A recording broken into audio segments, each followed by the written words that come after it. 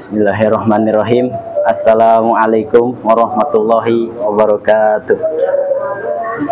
Innal hamdalillah nahmaduhu wa nasta'inuhu wa nastaghfiruhu wa na'udzu billahi min syururi anfusina wa min sayyiati a'malina. May yahdihillahu fala mudhillalah wa may yudlil fala hadiyalah. Asyhadu an la ilaha illallah wahdahu la syarikalah wa asyhadu anna Muhammadan abduhu wa rasuluhu la nabiyya ba'da. Amma ba'd. Puja dan puji marilah kita panjatkan kepada Allah Subhanahu wa taala, yang mana Allah Subhanahu wa taala adalah zat yang selalu menutupi keburukan-keburukan kita.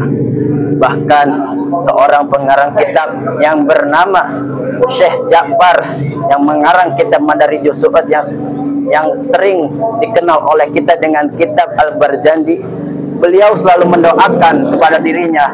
Beliau berkata, "Ya Allah, semoga diri saya ini selalu senantiasa dijauhkan dari yang namanya keburukan. Semoga Allah selalu menutupi keburukan-keburukan yang saya lakukan." Oleh karena itu kita harus bersyukur. Karena ketika kita melakukan yang namanya keburukan, kenapa kita harus bersyukur? Karena Allah selalu menutupi yang namanya aib kita. Makanya kita harus bersyukur. Hadirin rahimakumullah.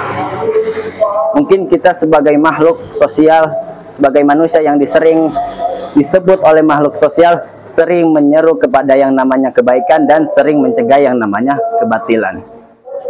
Yang mana istilah ini selalu disebut oleh para ulama, yaitu dengan istilah amar ma'ruf nahi munkar. Apa itu amar ma'ruf nahi munkar? Amar ma'ruf nahi munkar adalah suatu hal yang harus ada di dalam diri kita. Karena sebelum kita tahu, kita harus tahu dulu apa itu yang namanya amar ma'ruf nahi munkar. Amar ma'ruf nahi munkar itu ada dua kata, terdiri dari dua kata. Yang pertama amar ma'ruf. Amar ma'ruf artinya adalah, pertama amar artinya memerintah, kedua ma'rufun yang diketahui. Bisa disimpulkan bahwa amar ma'ruf nahi munkar adalah perintah Allah yang diperbolehkan oleh agama Islam. Kedua, kata kedua yaitu adalah nahil munkar. Nahil munkar juga terdiri dari dua kata. Yang pertama nahi, yang kedua munkar.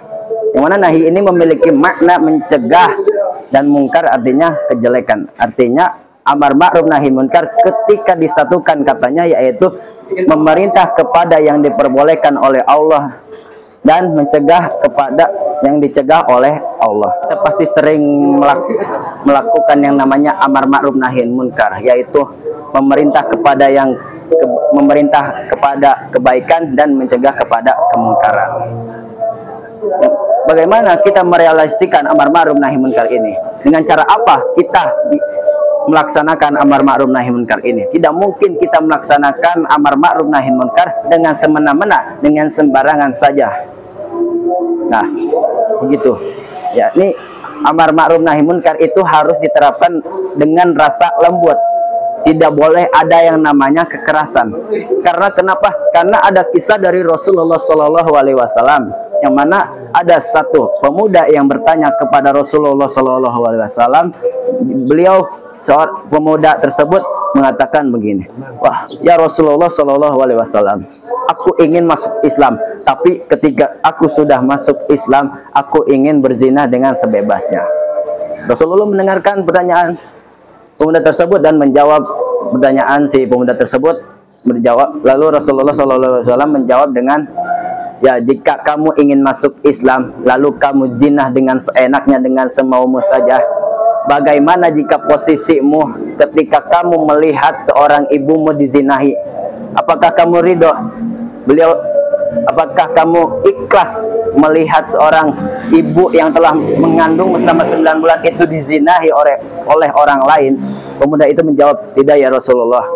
"Ya, lalu apakah kamu ingin melihat seorang adik perempuanmu dizinahi oleh orang lain?" "Tidak ya Rasulullah."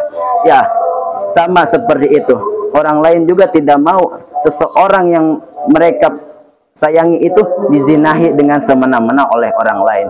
Maka ketika kamu ingin masuk ke dalam agama Islam, kamu harus mengikuti yang namanya aturan di dalam agama Islam.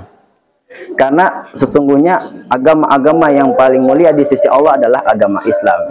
Lalu pemuda itu pun masuk Islam dengan hati yang sangat tulus, dengan hati yang sangat ingin masuk dengan Islam dengan mengikuti aturan agama Islam tersebut. Nah, dari cerita tersebut bisa disimpulkan bahwa ketika kita merealisasikan yang namanya amar ma'ruf nahi munkar, itu tidak boleh dengan yang namanya kekerasan, tidak boleh yang namanya membentak. Karena Rasulullah pun beramar ma'ruf nahi munkar kepada pemuda tersebut yang ingin masuk Islam, melakukannya dengan secara lembut. Karena ada hadis Rasulullah SAW, man ra'a minkum munkaron falyughayyirhu biyadihi, fa illam yastati fa bilisanihi, fa illam yastati fa biqalbihi, wa zalika adabul imani. Ketika di antara kamu melihat yang namanya pemungkaran, maka rubahlah pemungkaran itu dengan lengan Anda. Ketika Anda tidak bisa menggunakan lengan Anda, maka gunakanlah lisan Anda dengan cara mengajak dia kepada yang namanya kebaikan. Ketika Anda tidak bisa mengatakan beramar ma'ruf nahi munkar dengan lisan, maka gunakanlah dengan hati. Bagaimana dengan hati? Dengan hati itu yakni dengan cara mendoakan seseorang tersebut agar dia diberi hidayah oleh Allah Subhanahu wa taala. Gitu. Jadi ada tiga cara. Yang pertama dengan menggunakan tangan, yang mana mencegah dia. Yang kedua dengan lisan, yaitu dengan membicarakannya. Yang ketiga dengan hati, yaitu dengan mendoakannya. Nah, untuk kesimpulannya, ketika kita ingin beramar ma'ruf nahi munkar, harus lakukan dengan hati yang sangat lembut. Tidak boleh ada yang namanya kekerasan, tidak boleh ada yang namanya berbentak-bentakan. Karena Rasulullah SAW mengajarkan kita untuk beramar ma'ruf nahi munkar dengan kelembutan. Mungkin hanya itu saja yang dapat kami sampaikan, yang saya dapat sampaikan. Kurang dan lebihnya mohon dimaafkan. Kurangnya datang dari saya, mungkin lebihnya datang dari Allah Subhanahu wa taala. Cukup sekian, wabillahi taufiq wal hidayah. Assalamualaikum warahmatullahi wabarakatuh.